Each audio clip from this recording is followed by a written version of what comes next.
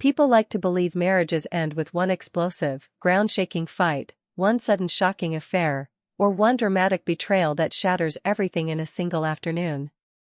Mine didn't. Mine ended with a sentence spoken so casually, with such absolute indifference, that if someone else had overheard it in passing, they probably wouldn't have thought much of it at all. "My ex-wife will be there," Daniel said while carefully adjusting the crisp knot of his dark green Christmas tie in our bedroom mirror. "Mom and Dad want Lily to have one complete Christmas with both her parents."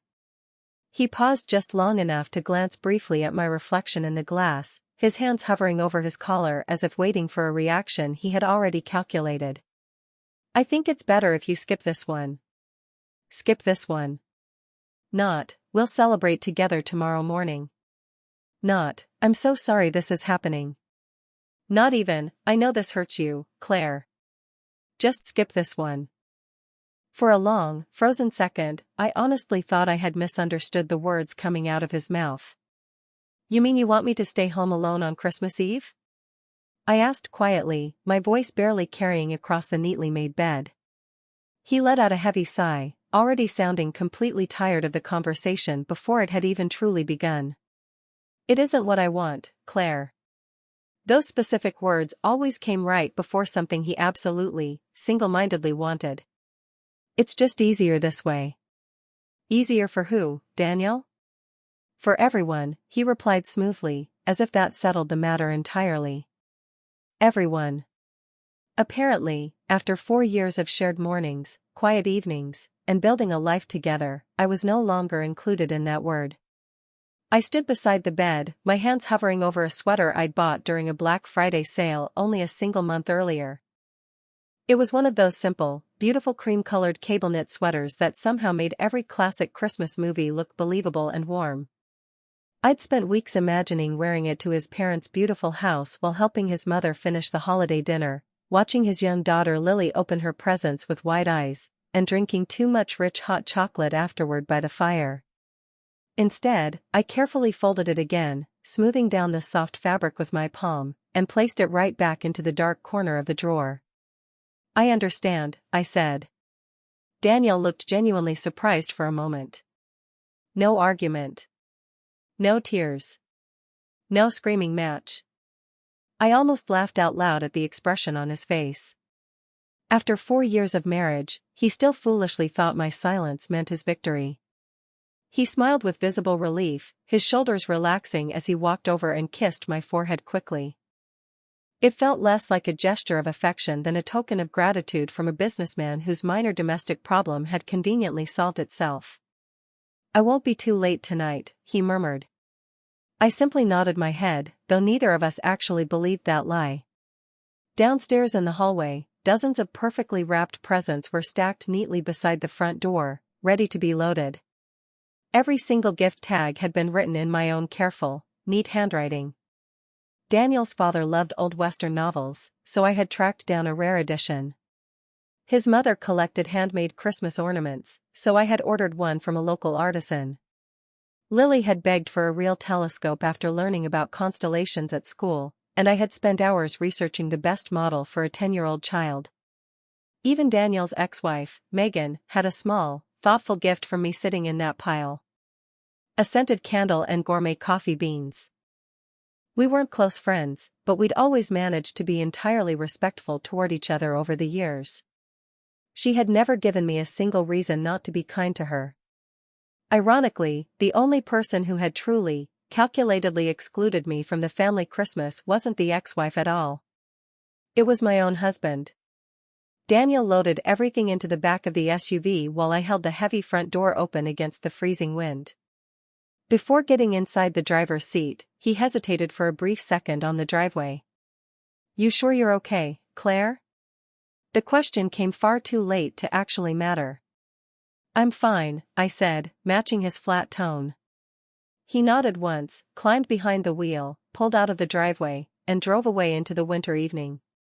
I stood on the front porch until his bright red tail lights completely disappeared around the far corner of the street.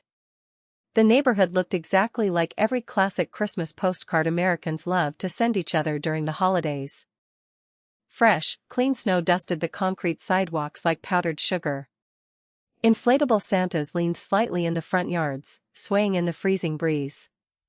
Children dragged bright plastic sleds across frozen lawns while parents carried warm casserole dishes covered in foil between neighboring houses. Somewhere just a few doors down the street, a local choir was singing Silent Night, their voices carrying softly through the crisp air. Everything in the world looked warm. Everything looked complete except my own house. When I stepped back inside and closed the heavy wooden door, the silence settled around me almost immediately, thick and suffocating. The large Christmas tree still glowed beautifully in the corner of the living room, its multicolored lights reflecting softly against the dark front windows. The personalized stockings I'd hung above the brick fireplace remained perfectly straight. Mine, Daniel's, Lily's. For the very first time since we'd been married, I realized my stocking looked like it belonged to a temporary guest rather than a permanent member of the family. I walked slowly into the quiet kitchen and poured myself a cup of dark coffee, even though it was already late in the evening. The porcelain mug had tiny, delicate snowflakes painted around the rim. Daniel had bought it for me during our very first Christmas together as a couple. Back then, he'd held my hand tightly across the kitchen island, looked into my eyes, and whispered, "I've never felt this peaceful with anyone else, Claire." It's funny how memories age over time. Sometimes they become warmer, comforting you on cold nights. And sometimes, they simply become evidence of a lie. I carried my hot coffee upstairs to the second floor instead of sitting alone in the empty living room. Inside my quiet home office sat a slim, navy blue folder. It hadn't been placed there by accident or coincidence. 3 weeks earlier, after another incredibly strange, evasive conversation with Daniel about keeping our personal finances entirely separate and simple, I'd quietly made an official appointment with a family attorney. Not because I desperately wanted a divorce at the time, but because I wanted real answers to questions that were keeping me awake at night. The attorney hadn't tried to scare me, nor had she encouraged me to leave my husband. She'd simply sat behind her desk and listened intently. Then she'd said something I couldn't stop thinking about. "Hope for the best, Claire," she'd told me gently. "But always prepare for the truth." Those 6 simple words had followed me every single day since that meeting. I opened the navy blue folder under the desk lamp. Inside were clean copies of recent financial statements, legal notes, and a detailed checklist written in my own precise handwriting. Open individual checking account. Done. Redirect monthly paycheck. Done. Inventory all personal property in the house. Done. Photograph all valuables and family heirlooms. Done. Gather 3 years of tax records. Done. Meet with a certified financial advisor. Done. I hadn't hidden any marital money maliciously, and I hadn't broken a single law. Everything had been done exactly the way my experienced attorney had instructed me to do it. Because preparation isn't about revenge. Preparation is about basic survival. Still, I stared quietly at the final, unchecked line at the very bottom of the white paper. File only if absolutely necessary. I closed the folder slowly, sliding it back into the drawer. I really hoped, I whispered quietly into the empty, dark room, that I'd never actually need to use you. An hour later, my phone buzzed on the desk. It was Lily. "Merry Christmas," she shouted excitedly the very moment I pressed answer. "Merry Christmas, sweetheart," I replied, forcing a bright, cheerful warmth into my voice. "I absolutely love the telescope, Claire. It's huge." "I'm so glad you like it, Lily. Dad said you weren't feeling well tonight and had to stay in bed." I closed my eyes tightly in the dark office, leaning my head back against the chair. There it was. The lie. Small, convenient, completely unnecessary, and designed to protect his own image. "I'm actually doing okay, sweetie," I said very carefully, choosing my words so I wouldn't confuse her. "I just couldn't make it out to the house tonight."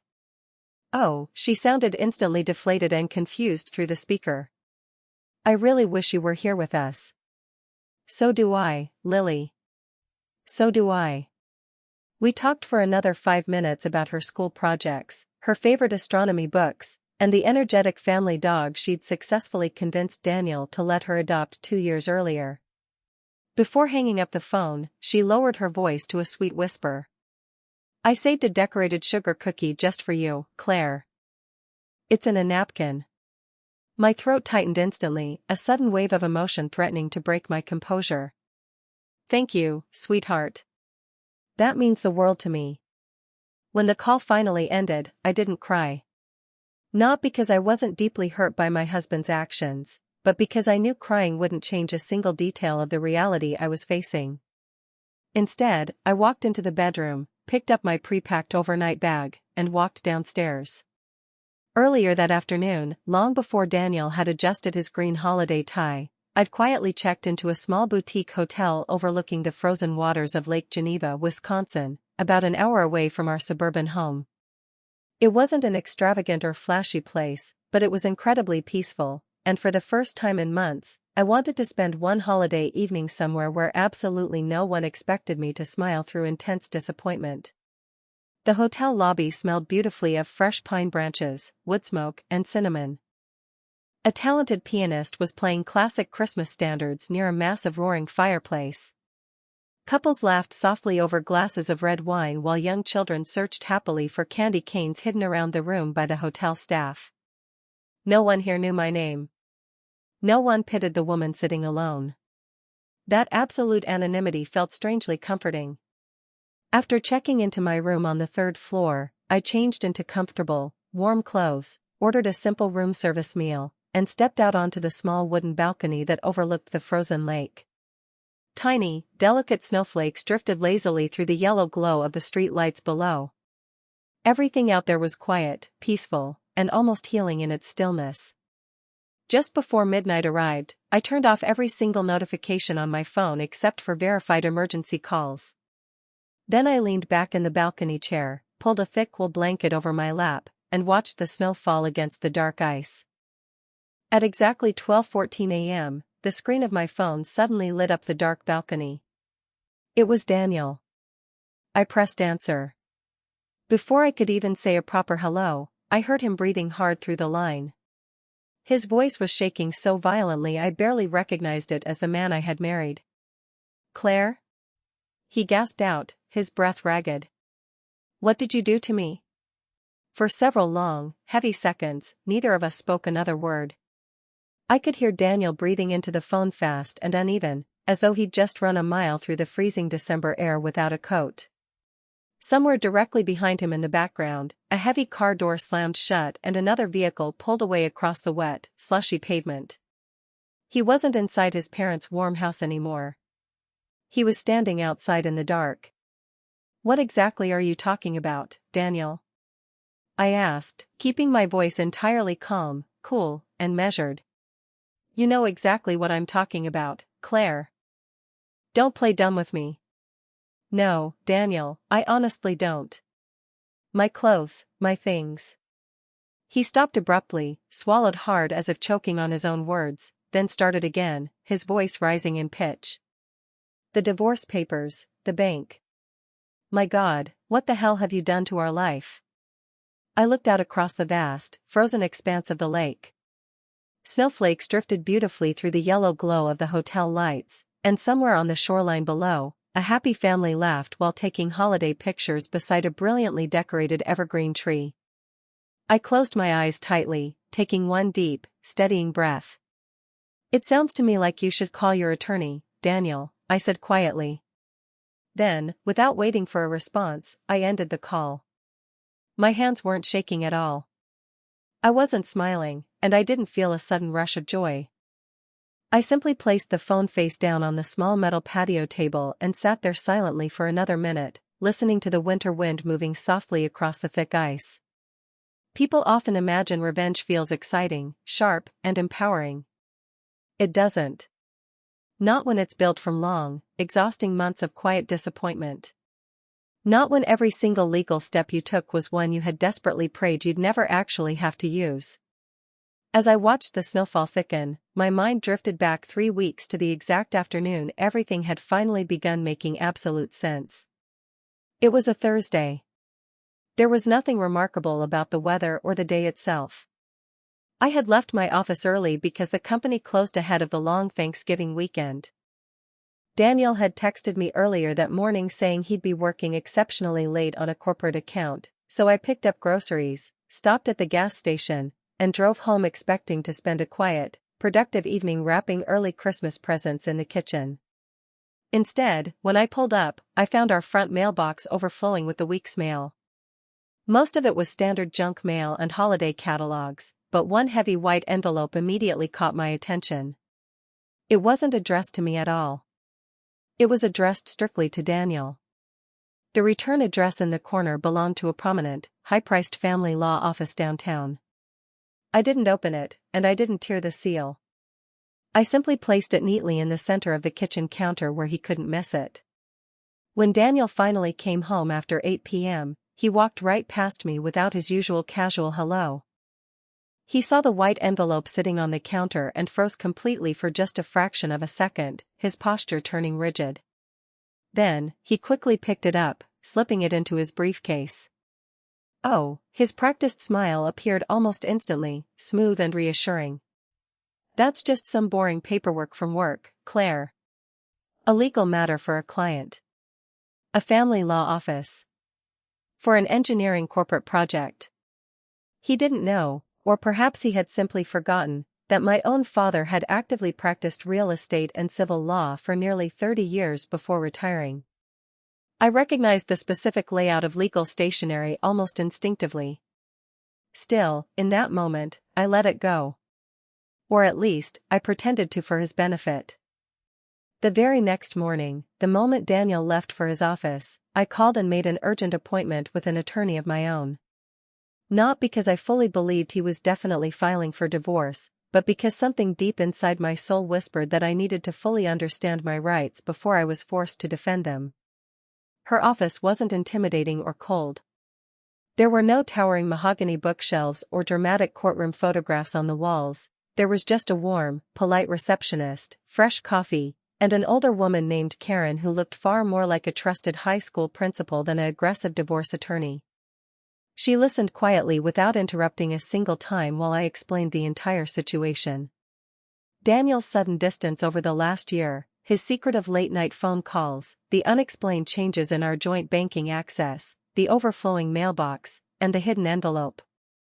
When I finally stopped talking, Karen folded her hands neatly together on her desk. "I truly hope you're wrong about his intentions, Claire," she said softly. "So do I, Karen. Believe me, so do I. But hope is not a legal strategy." That single sentence stayed permanently with me. She spent nearly 2 full hours patiently explaining things I'd never imagined needing to know in my life. Separate property versus marital property, joint accounts, retirement funds, credit exposure, and temporary financial protections. She didn't pressure me to file paperwork that day. She didn't tell me to secretly investigate my husband. She simply told me to prepare myself. "If everything works out between you two," she said, smiling gently as she walked me to the door, "you'll have wasted a little bit of time and money. And if it doesn't work out, Claire, you'll thank yourself for the rest of your life." I walked out of that brick building carrying a navy blue folder that suddenly felt much heavier than paper should ever feel. Over the next week, I quietly and meticulously followed every single recommendation she had outlined. I opened an individual checking account at a completely different bank. Perfectly legal. I redirected my monthly paycheck there. Perfectly legal. I downloaded full copies of our joint financial statements from the past 3 years. Perfectly legal. I took detailed photographs of our expensive furniture, my jewelry, the electronics, and the old family heirlooms. Perfectly legal. None of it was an act of revenge. It was simple documentation. The following Friday afternoon, something else happened that shattered any remaining doubt I had. I came home unexpectedly early because our corporate office holiday luncheon had wrapped up ahead of schedule. Daniel didn't hear my car pull into the driveway. When I quietly unlocked and opened the front door, I immediately heard his voice carrying clearly from his home study down the hall. Right after Christmas, he was saying. Silence followed. No, she'll never see it coming, man. She thinks everything is fine. Another brief pause. I've already talked to my lawyer and settled the retainer. The paperwork is drawn up. I stood completely still in the entryway, my breath catching in my throat. He laughed, a casual, light-hearted sound that made my skin crawl. I just need to get through the holiday dinners with my parents first, then I'll serve her. Every single protective instinct in my body screamed at me to walk into that room, to confront him right then and there, to demand an honest explanation for his cruelty. Instead, I took a slow step backward, quietly stepped back outside onto the porch, closed the front door without making a single sound, got back into my car, and drove around the neighborhood for 20 long minutes before returning home. By the time I walked back in, he was in the kitchen happily making coffee. He smiled warmly as though nothing had happened. You're home early, Claire. So are you, Daniel. Yeah, my afternoon meeting got cancelled, he lied smoothly.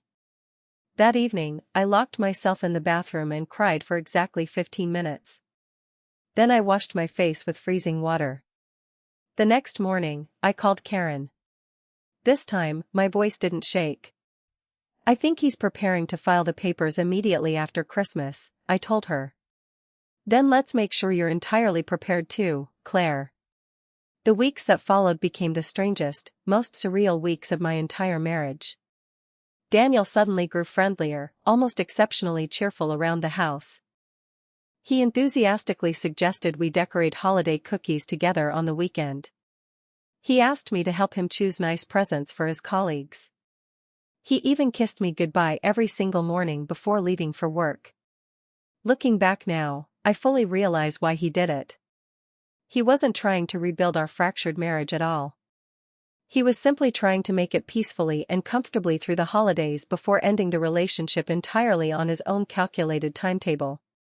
He honestly believed he was directing the entire story. He had absolutely no idea that I had already started reading ahead.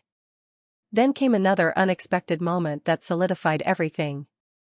One Saturday afternoon, I stopped by Daniel's parents' house to drop off a loaf of homemade pumpkin bread while he was out helping Lily with a school sports event. His mother answered the door with genuine surprise written across her face. Oh, Claire. We weren't expecting to see you today. I was just in the neighborhood dropping off groceries, so I thought I'd stop by, I said warmly. She thanked me, invited me inside for a cup of coffee, and we sat in her kitchen chatting for almost half an hour about holiday plans. During the conversation, she sighed softly and said something that made my stomach drop into a hollow void. We're just so glad you're finally feeling more comfortable with keeping the family holidays smaller this year, honey. I frowned, setting my cup down. I'm sorry, Linda? What do you mean? She smiled reassuringly, patting my hand. Daniel told us that big family gatherings have been making you incredibly anxious lately, and that you preferred to stay home in a quiet environment this Christmas. I stared at her, the blood rushing in my ears. I never said that, Linda. Her warm smile slowly disappeared, her eyes widening slightly as she realized what she had revealed. Oh. I assumed. She didn't finish the sentence. She didn't have to. Daniel had been actively rewriting our marriage for other people long before he ever planned to legally end it. He was building an image of a distant, anxious wife one small, calculated lie at a time. When I drove home that afternoon, I didn't feel angry anymore. I felt clear, crystal clear. That exact evening, I called Karen from my office. I've made my final decision. She didn't ask me why, and she didn't try to talk me out of it. Instead, she asked one simple, profound question. Are you making this decision because you're deeply hurt, Claire, or because you are truly ready? I looked around the quiet living room Daniel and I had spent 4 years building together. The glowing Christmas tree, the velvet stockings, the framed wedding photograph on the mantel, the life I'd spent every single day protecting. I'm ready, I said firmly. Karen nodded through the phone. Then from this point forward, Claire, we do not act emotionally. What do? We act carefully. For the next 2 weeks, everything happened exactly as the law allowed and exactly as my attorney recommended. There was no screaming, no hidden marital money, no destruction of property, and no petty games. Just absolute, quiet preparation. Then, 3 days before Christmas, Daniel looked up casually from his phone in our bedroom and said the exact words that finally confirmed there was absolutely nothing left to save. "My ex-wife will be there. My parents want Lily to have one complete Christmas." In that specific moment, he unknowingly activated the final step of a plan he believed only he had been making. When people hear the word revenge, they usually imagine screaming matches, shattered wine glasses on the floor, slashed tires, or dramatic confrontations in front of a crowd of strangers. None of that happened in our house. The most devastating thing I did that Christmas Eve was remain exactly as calm, quiet, and cooperative as my attorney had advised me to be. Karen had repeated the same exact sentence in every single meeting we had. Never let anger make a decision that the law should make for you. By Christmas morning, nearly everything had already been perfectly prepared.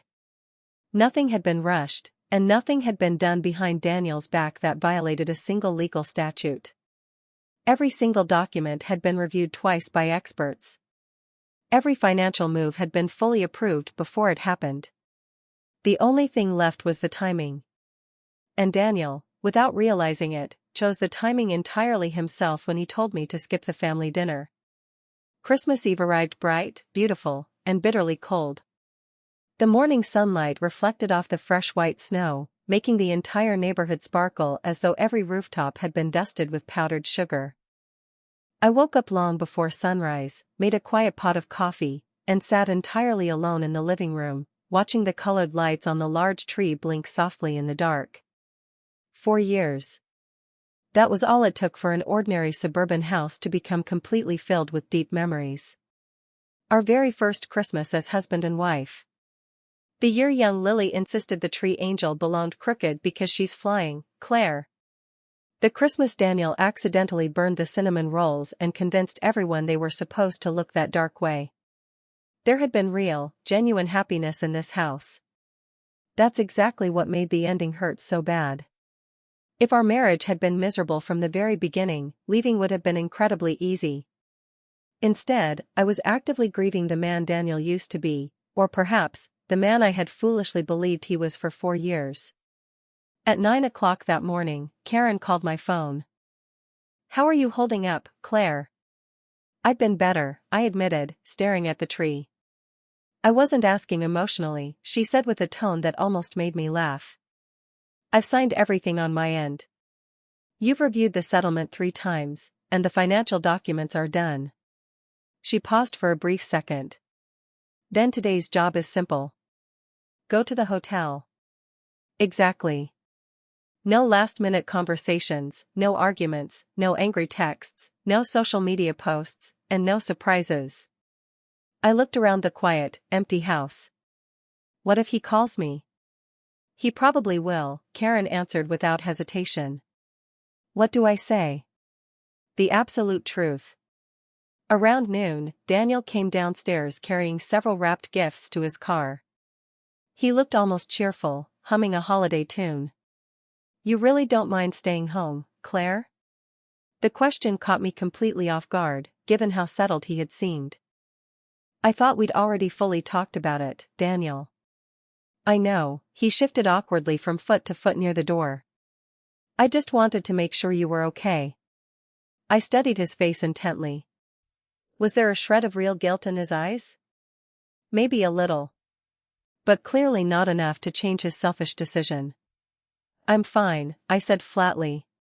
He smiled brightly. "I really appreciate how incredibly understanding you've been about this whole situation." Understanding. What a funny choice of words. Understanding would have meant he believed I deserved basic honesty as his wife. Instead, he'd spent weeks building a future that didn't include me at all. I even helped him carry the remaining presents out to the SUV. Every single gift had been hand-chosen by me over the months. His mother's handmade quilt, his father's favorite bourbon, Lily's telescope, even the tiny stocking stuffers. Daniel loaded everything into the back. Before climbing into the driver's seat, he leaned over and kissed my forehead. "I'll see you tonight, Claire." I simply nodded my head without saying a word. He drove away down the snowy street, fully believing he was leaving his obedient wife home alone in an empty house. He had absolutely no idea he was actually driving away from our marriage forever. An hour later, I locked the front door for what I suspected would be the last time as Daniel's wife. The professional moving company arrived exactly on schedule at 1:30 p.m. Karen had personally arranged everything through a licensed, highly discreet moving company experienced in delicate divorce transitions. There were no dramatic scenes, no loud arguments, and no frantic tearing down of the house. Only Daniel's personal belongings were touched. His clothes, his golf clubs, his favorite books, his framed college diploma, and the heavy leather chair he had inherited from his grandfather years ago. Each cardboard box had been carefully, professionally packed and labeled. Nothing was damaged, and nothing was missing. The foreman reviewed the detailed inventory sheet with me in the kitchen. "I'll just need your signature right here, ma'am." I signed the delivery instructions with a steady hand and handed him the paperwork. Daniel had already told everyone he would be spending the entire night at his parents' house because the Christmas celebrations usually ran exceptionally late into the morning. Karen suggested that rather than leave his massive pile of belongings sitting in our garage or on the front porch where neighbors could gossip, they be delivered directly to his parents' house the following morning after the holiday once formal legal notice had been served. His parents had already been notified in advance by the law office that a professional delivery connected to our separation would arrive, without disclosing any unnecessary or embarrassing personal details. It wasn't meant to embarrass him in front of his family. It was meant to prevent a volatile conflict at our home. The foreman smiled politely at me. "We'll take excellent care of everything, Mrs. Carter." "I know you will," I said softly. As the large moving truck pulled away from the house, I stood in the quiet driveway for several long moments. The house looked exactly the same from the outside. No neighbor stared through their windows, and no one whispered. From the exterior, absolutely nothing had changed. But inside, everything had. Before leaving for the boutique hotel, I walked through every single room one final time. The kitchen where we used to dance while making weekend pancakes.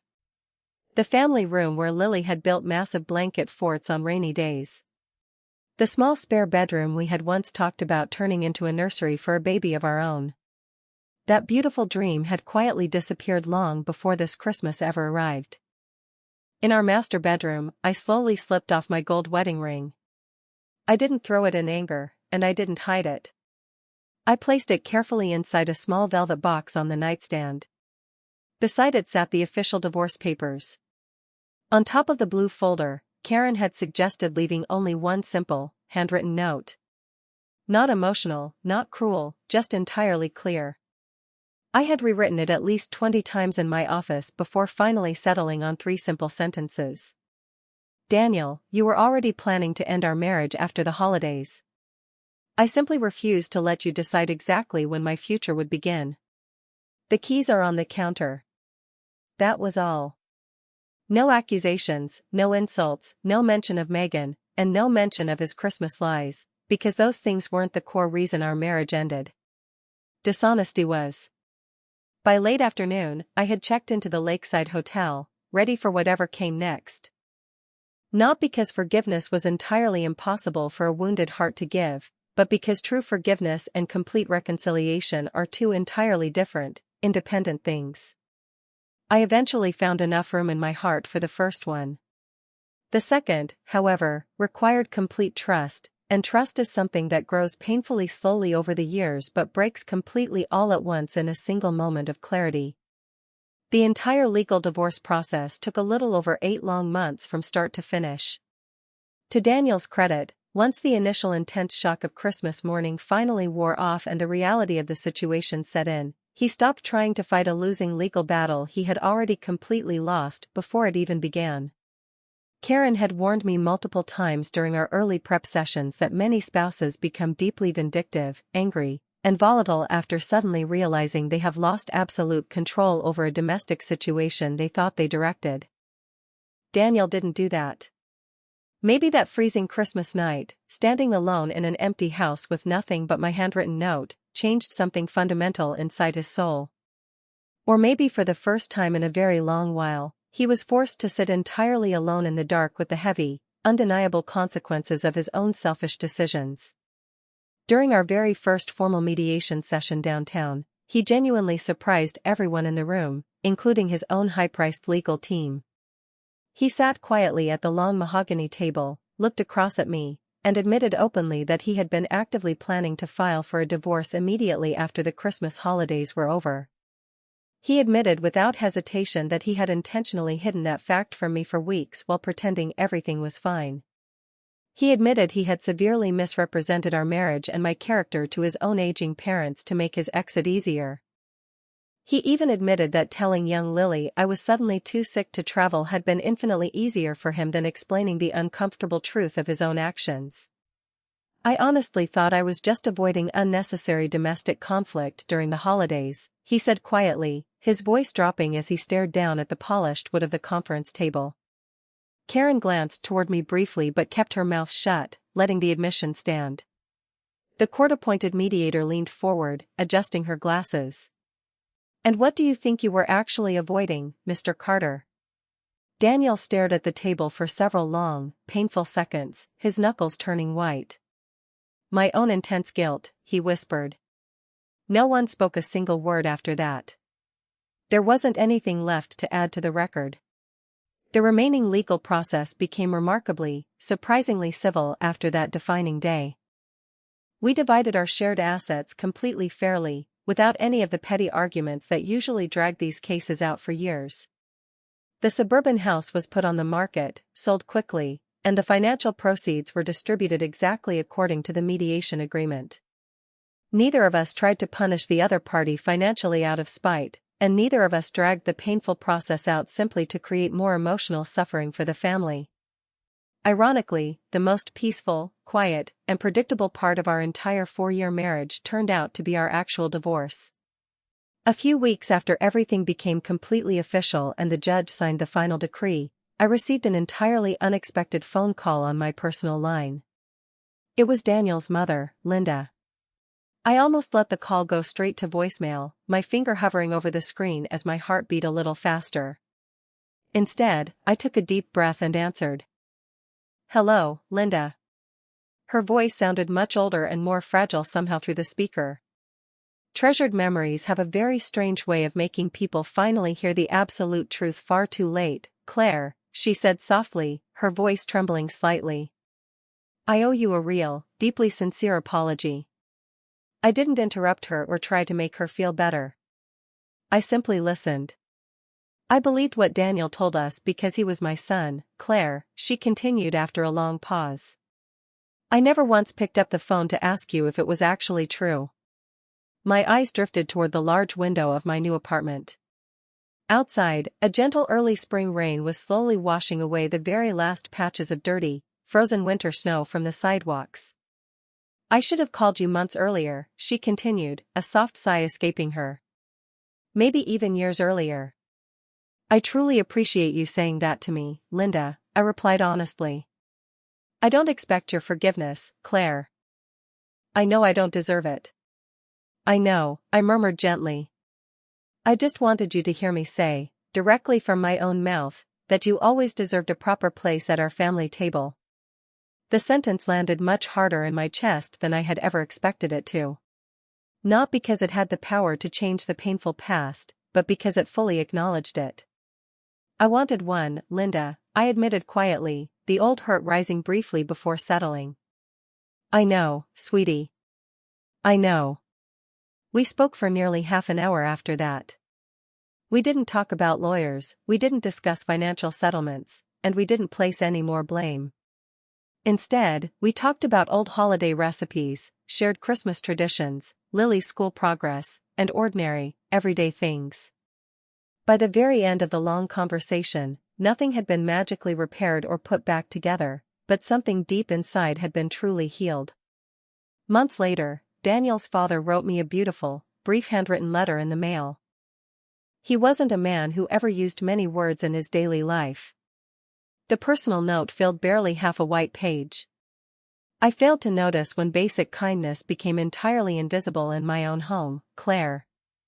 Thank you for the years you loved our family, even when we didn't always see it. I folded the paper carefully and placed it gently inside the exact same navy blue folder that had once held my cold divorce paperwork. Some documents exist to remind you how easily a life can fall apart. Others exist to remind you that people can still choose decency long after they have failed. Not long after the divorce was completely finalized, Megan reached out and asked if we could meet up for a quick coffee downtown. I almost declined the invitation, wondering what could possibly be left to say between us. Instead, I agreed, and we met at a small, quiet cafe on the corner. She arrived early, carrying 2 hot lattes to a table in the back. "I've been wanting to say something to you for months, Claire," she said the moment I sat down. "I'm listening, Megan." She smiled sadly, wrapping her hands around her warm mug. "When Daniel originally told me about the Christmas plans, I truly thought everyone had fully agreed to the arrangement." "I know you did." If I had known the actual truth, she shook her head quickly, her eyes fierce. "I never would have walked into that house on Christmas Eve. I never would have done that to another woman." "I believe you, Megan," I said softly. She looked immensely relieved, her shoulders dropping. Then she let out a quiet laugh. "You know something funny, Claire?" "What's that?" "You and I were never actually the problem in this situation." I smiled for the very first time that morning. "No," I agreed completely. "We were just 2 reasonable women trying to do our best while one man kept constantly rewriting the story to suit himself." Neither of us spoke for a brief moment. Then, we both laughed out loud. Not because anything was genuinely amusing, but because the truth finally sounded beautifully simple. The single person who surprised me the most over the following year wasn't Daniel or his parents. It was Lily. Children see and understand infinitely more than adults ever give them credit for. She never asked me inappropriate or loaded questions about the separation, and she never once chose sides between her parents. She simply continued being the exact same bright, incredibly curious little girl who loved science, reading books, and looking at the stars through her new telescope.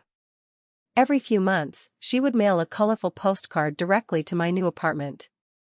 Sometimes it was just a detailed drawing of a distant planet she had studied. Sometimes it was a funny story about her teacher at school.